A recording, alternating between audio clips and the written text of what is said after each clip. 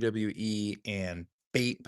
Hobby box, got 5 cards in there. Cena, of course, retired, last night. So kind of a big deal. So doing this as a little send off seemed right. I picked this up off of the WWE drop a couple weeks ago and whatnot. So seemed like this would be just a fun way to kind of kick off the first day. The first day, do you get that? This is the first day that there's no John Cena as a wrestler. That's kind of nuts because it's been over 2 decades since we've had a day like today. So, hit me up in the comments. What did you think of the retirement match with Gunther, the Ring General, and the retirement tour?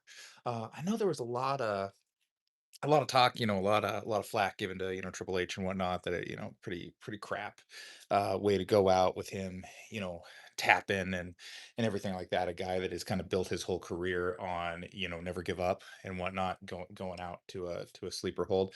But I don't know. I feel like it felt like the right kind of send off. He has been saying, repeatedly that he's not coming back. He's not doing this anymore, that this is a true retirement, not a wrestling retirement. And John Cena tapping out, I think is, showcasing the end of John Cena in a way, the end of the Super Cena.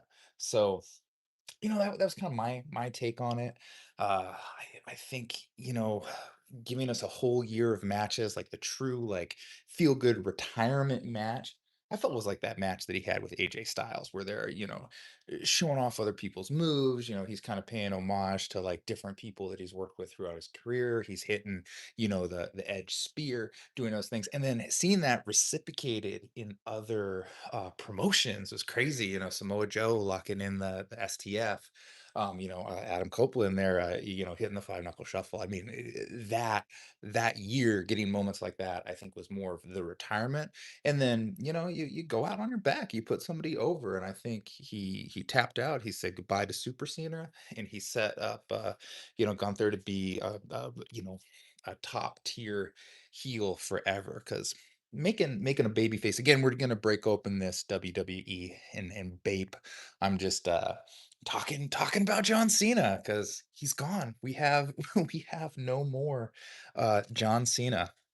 It's kind of crazy. So the whole year we got to see some different things. We got to see Cena work as a heel, and honestly, like when he started as a heel, but like so many heels that have phenomenal mic skills do, they become a face whether they like it or not, right? So he started out as a heel, doing the rap thing, and he turned into a face and he kind of stayed a face. He was the face of the company for 20 freaking years, and now this is our day one without John Cena.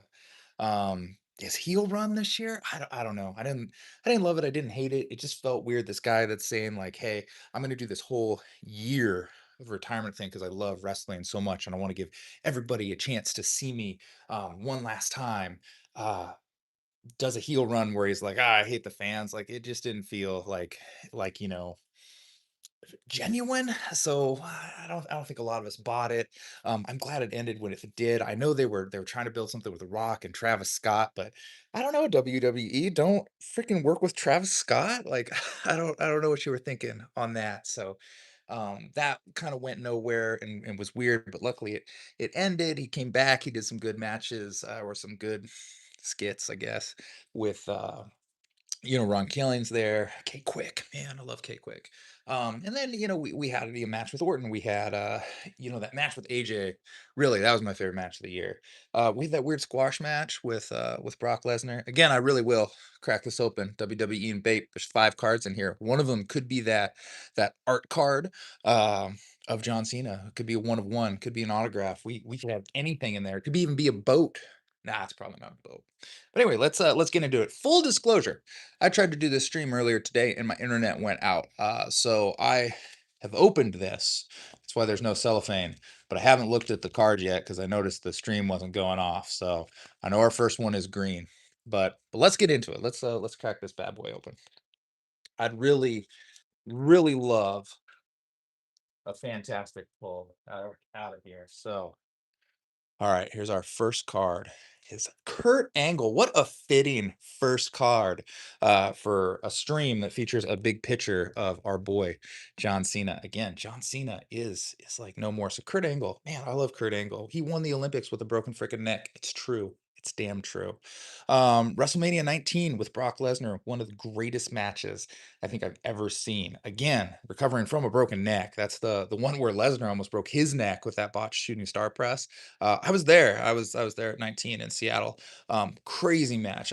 Kurt Angle. And the other thing that's so crazy about Kurt is his run in WWE. One of the most fantastic wrestlers, most gifted, most amazing, funny guys ever in WWE. He leaves WWE and he has a better career in TNA. How crazy is that, right? Oh, I see somebody talking about my boy, the Rabid Wolverine, Chris Benoit. Oh, Angle and Benoit, man, had some matches, dude. Benoit was actually my favorite wrestler. Still one of my favorite wrestlers, but I feel weird. I have to keep my Benoit stuff like kind of locked up. I've got some good, Benoit pics, autographs. Met him like outside of an event, not like we had dinner or anything like that. And he was a super nice, chill dude. And that was maybe 6 months before. Like, how crazy is that? You see Benoit and he seems normal, he's nice. And then that whole thing. Nuts. But yeah, toothless aggression, man. Big fan. So Angle, whew, dude, Angle, just the best. Started, off, seeing his career there. I remember watching, tapes. We would get tapes of OVW, right? So we saw Cena, Batista, Orton on, these VHS tapes, and, he was back, he was the prototype, hitting the Protoplex back then. We're like, "Man, we like this guy." And when he came into WWE and he didn't get over, oh, it hurt so bad. So when he did that Halloween rap, that whole Vanilla Ice gimmick, and all of a sudden he built traction, man, we were so happy. So Kurt Angle, our first card. Let's see what we got next here. Oh, dude, this is a great pack for just talking about John Cena. AJ Styles. Again, this was my favorite match this year was the AJ match with John Cena. Just such a love letter to professional wrestling. Great match. AJ phenomenal, right?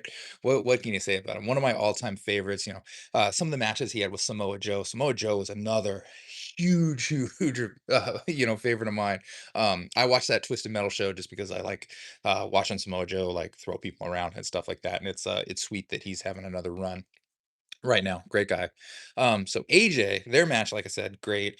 AJ was one of the first guys, him and CM Punk, that were tearing up the indies that we were like reading about on the internet because I was getting into wrestling mid 90s and I was really into it in late 90s early 2000s, and you were hearing about AJ Styles but we'd never see him on TV. So it was a big thing when he came over, and he's Cena said it earlier this year that he's probably the greatest to ever do it, technically, and I think that's so true. It's interesting, like when you're building a face, right? Like John Cena has 5 moves. We all know that. He tried to have a sixth. It went terrible. Don't ever do that X punch thing again. I'm so glad we didn't see that in this run. But John Cena, he does 5 moves, and who cares? Because it has nothing to do with his move set and his technique. It's all about his presence and how he controls the ring, how he works with the other wrestlers and the audience, and he just has that X factor that I think all faces possess.